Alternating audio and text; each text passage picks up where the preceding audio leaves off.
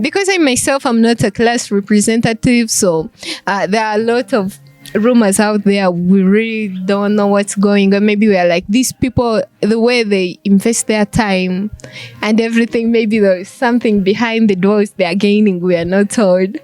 So I'm very much surprised that there is no such a thing.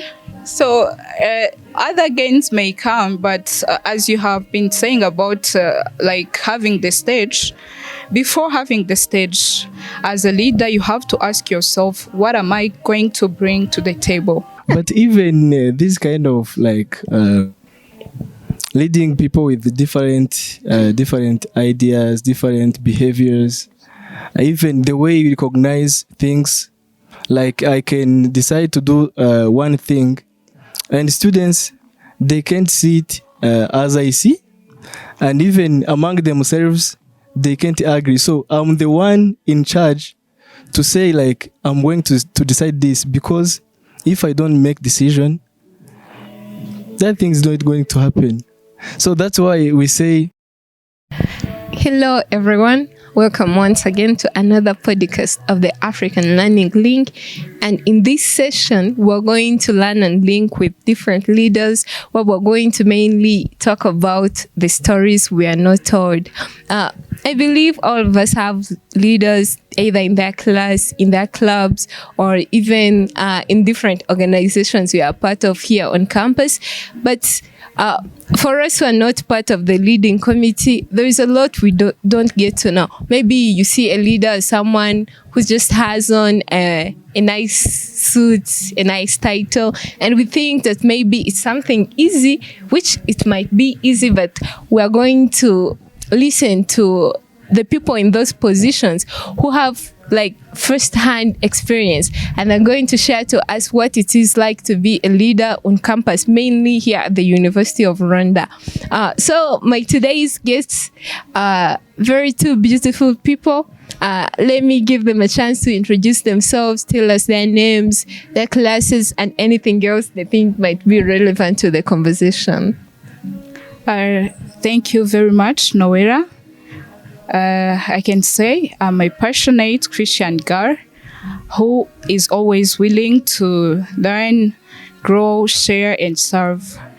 On the other side, I'm Sifa Hosiana from Clinical Psychology, Level 2, a class representative as well. Thank you. thank you so much. My name is Jean Dodienio Mugabo, and I'm from Level 2 Pharmacy. Of course, I'm a class representative. Another additional thing is that I'm a choir leader. I'm a vice president in choir. So I have many other things that I do here at the University of Rwanda, here campus. Yeah, thank you. Thank you very much, our beloved guests. You are most welcome to today's podcast. You really look like leaders. Just from the outfits, your faces, you look like very capable leaders. I believe that today our viewers are going to learn a lot from you, from your experience, from the different answers you're going to give. So going straight to the point, I'll begin with Miss Hosiana. I would like to know what inspired you to be a leader, mostly here on campus. I was inspired mainly by the need to learn, first of all, because many people don't know that leadership duties comes with learning. So when you are a leader, you are always learning new things. You are facing different challenges. So I just needed to learn different things. I also had this urge of serving my classmates, where I wanted to make every student from my class feel heard and represented. So I wanted to make sure that their thoughts, their ideas are well communicated to the administration as well as lecturers. So in short, I just wanted to serve and learn. Thank you. Actually, that's very interesting, Hosiana, because from the lower levels of studies and stuff, we mainly believe that people become leaders for the prestige that comes with being a leader. It's my first time hearing someone that they became a leader because they wanted to learn. I didn't know that was part of the package. But it's really wonderful to learn that. So, did you have any particular expectations when you came on campus? Maybe you were like, if I'm the class representative, I'll get this and that. Did you have any expectations when you were taking on such a role? Before taking the role, I expected it to be only about communicating the announcements and organizing class. However, I later on realized that it requires constant engagement, problem solving, and being available almost all the time. So that's the change that I have found. Thank you. Did you expect like to gain anything from having that role and title here on campus? Yeah, of course. The first thing I expected to gain from that is just seeing people who I serve living in, like, how can I say, organized academic life. So that's the first achievement I expected to get from this. Thank you. Oh, that's very, very good, because I don't know, maybe I expected you to say that you expected maybe to be more on the stage for opportunities, or I don't know, always some financial gain, I don't know. But because I myself am not a class representative, so there are a lot of rumors out there. We really don't know what's going on. Maybe we are like, these people, the way they invest their time and everything, maybe there is something behind the doors they are gaining we are not told. So I'm very much surprised that there is no such a thing. So other gains may come, but as you have been saying about like having the stage, before having the stage, as a leader, you have to ask yourself, what am I going to bring to the table? So if they give you that stage, what are you going to share? That's the first thing. So that's why my main gain here is just serving effectively. Yeah. Thank you very much, Ms. Hosiana. Let's move to the second question, which I'm going to direct to Mr. Jean Dodier. Mr. Jean Dodier, like I was saying, there are a lot of rumors going out here. Can I call them rumors or misinformations, like misconceptions, which we, the students that are not in the leading committee, have? So what is one thing you think that most students or other people out here do not know or do not understand about student leadership? Yeah, all those rumors, all those things that many people say, we see them in different places. But one thing that they don't know is like there are many late nights. There are different things that we face, as my colleague said, the challenges, because they just focus on the public view. Let me say it like that. The public view, what they see, like when we are in class, if you are a choir leader, when you are there in rehearsals, you are just doing like that. They see you there, but they don't know what is behind. They don't know what many different nights that you spend in meetings, kind of problem solving, hard decisions that we take when we are going to to decide on one thing or another. So they just focus on public view, but readers, as my colleague said, it's not just being there on stage, being there in public, talking to people. A matter of serving, and serving requires you to sacrifice. Even we sacrifice some of our activities so that our responsibilities are going to go well. So that's why I say many people, they don't know what we face. Yeah.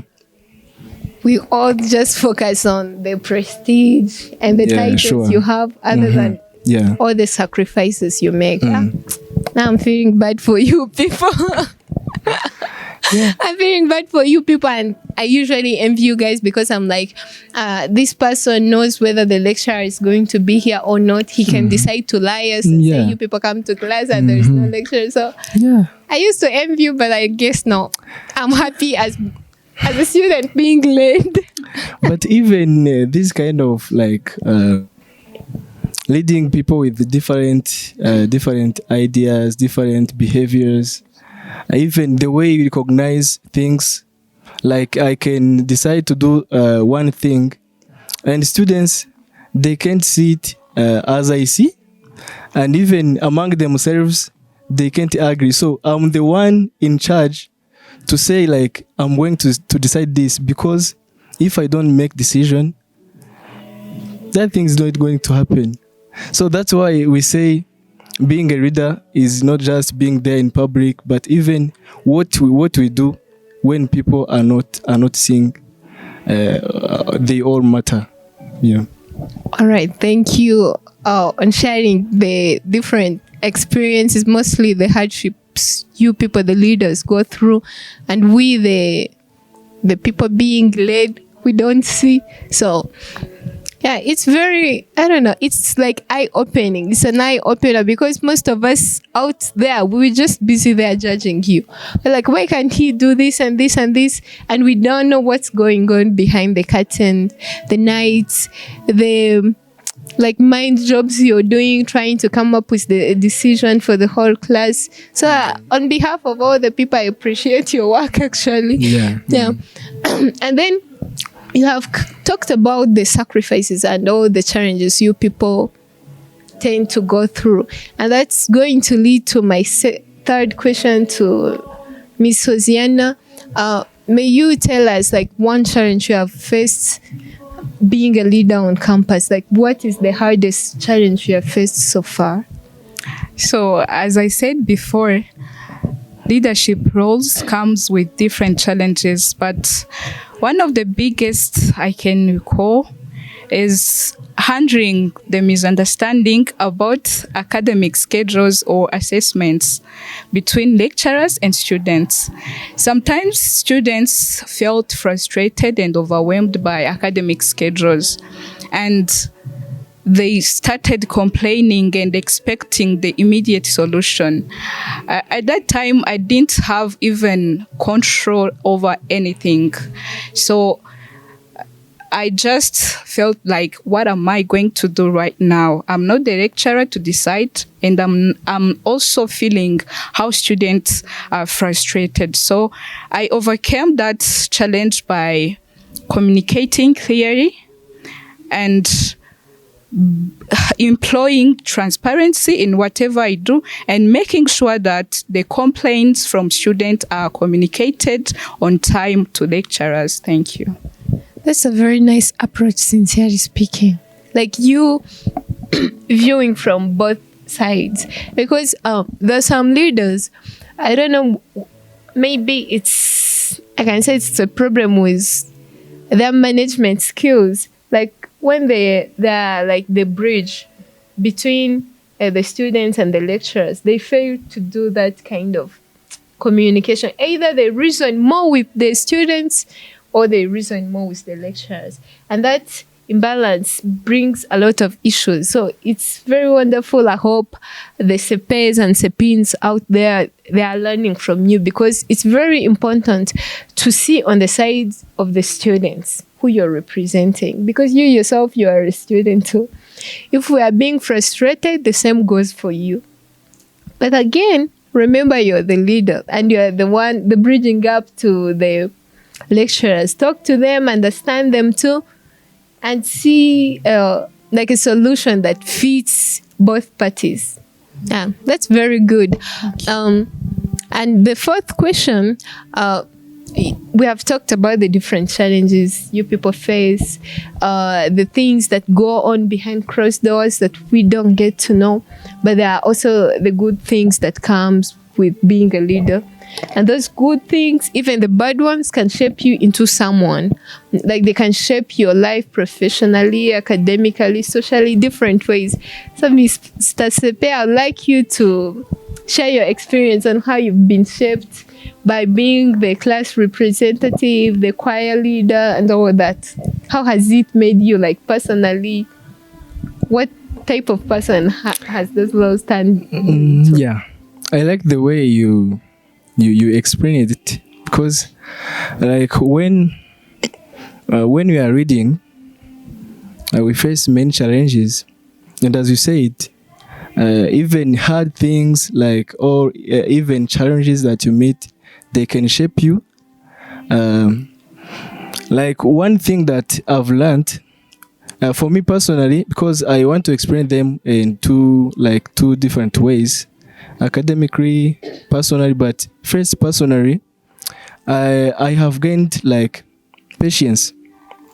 Yeah, when we are here, we are reading, we are even trying to focus on our academic journey. So all those things that you face, like as my colleague said, you need to be a bridge between administration and students. And now there are differences among students. There are differences among lecturers. There are differences among those HODs. All those people are different. And the way you approach them, you approach each and everyone in different way. So that's why you need to be patient. Whatever can happen, you have this kind of patience, even humility and resilience, even empathy. Yeah. Academically, I can say it taught me to be a good time manager, because when you don't have time management, all this we are saying, you can focus on leadership, you can focus on all those responsibilities, and you forget yourself. We are here to study. Even if we are readers, we know we are readers. We have to do all those our responsibilities, and even sometimes we sacrifice. But you have to have this time management, because if you don't manage your time, you're going to fail. So another thing I can say academically is just as we've been saying, you are reading, you are learning. So now what you call hard work. Yeah, you need to have this kind of hard work for you to merge all those things, and even as I say, time management. So those are all the things that I've learned in this journey. And there are many different things that you have to learn in leadership, because you are serving many people with different behaviors, and being in those people and have kind of success in your leadership journey is not something simple for each and everyone. Yeah. Thank you very much. It's good to learn that even if it's hard, even if you people have to make a lot of sacrifices, but there's something that is being added to your personal values, to your professional qualifications and all that. It's really motivating, actually. And I think it's one thing you people profit more than us that are just being led. Because if me and you finished at the same course, we go out to work, I might even be having better grades than you. But I'm sure the moment they put us in the same position, you'll have like a higher chance of better performance than I, because there's a lot you have learned in this leadership journey, which is really wonderful. I guess I've changed my mind. I'll become a leader. When I do masters, I'll become the class representative. Okay, and then our next question is about the misconceptions we talked about. Like I said, there's a whole lot of wrong information out there. And I'm pretty sure you know a whole lot of it that is going on out there. So what is one misconception you could change if possible? Like something you wish the students saw it in a different way? I'm going to say this boldly. On the side of students, most of them think that class representatives have control over everything.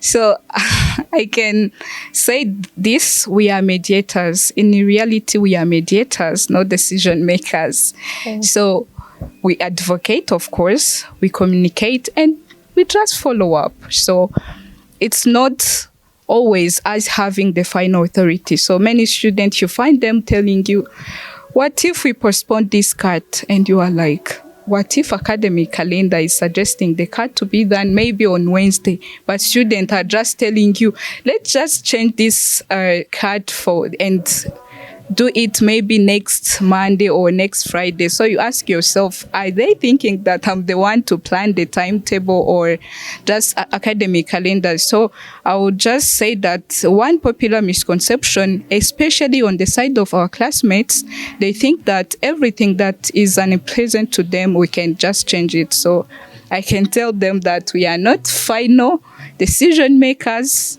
we are just mediators. Thank you very much. I hope everyone has learned that the class representatives are not decision makers but mediators. Because most of us tend to fall into that thing where we are like, why is the class at this time? Can't Sepe talk? And we are like that, but we do not know that maybe that time is not convenient for him too, but maybe according to the schedule and the lectures plan and everything, he couldn't change anything. True. So I hope we all, me and my fellow students, we all learn this, that the leaders they do not have control over everything like we expect them to. So coming to the last question, that is going to conclude today's session, it's about the advice you could give to the students out there, maybe this in high school who are going to come to the university and they aspire to be leaders. What advice would you give them? Or like, what thing do you think they should come prepared to meet as leaders at the university? Okay, thank you so much. There are many things that we hear when we reach here at the university, but the most important thing that everyone, not even only those students who are going to come, but for everyone who is going to take a step when you are going to be a leader, sometimes we have this desire of serving, but we fear to start. We have we are shy. We don't want to start. But being a leader is not just, let me say, it is not perfection. Because someone can think that I'm not going to do this because there is someone who can do it better than me. But serving, being a leader is not just about perfection, doing things perfect, but even starting from those small things, wherever you are, you can start. And I can say, all those leaders that we see, those ones we think they are perfect, they had their time to start. And it was not easy to start. They had all those lower steps. But when you have this kind of desire to serve, to learn, to grow, you can start. And being a leader is not just about holding titles, as we say. I used to tell someone that even if I can't be a leader by the title, you can say, I want to be a president of this, I want to be a president of this. But even if I can't be this, I want to be like a president or holding this title, I can even serve without being called a president. I can serve because leadership is just influence. Yeah, that's what I can say. Those who want to be leaders, it's okay to search for those titles. It's okay, but you have to work, to serve. You have to influence others wherever you are. So that's what I can say. Thank you very much.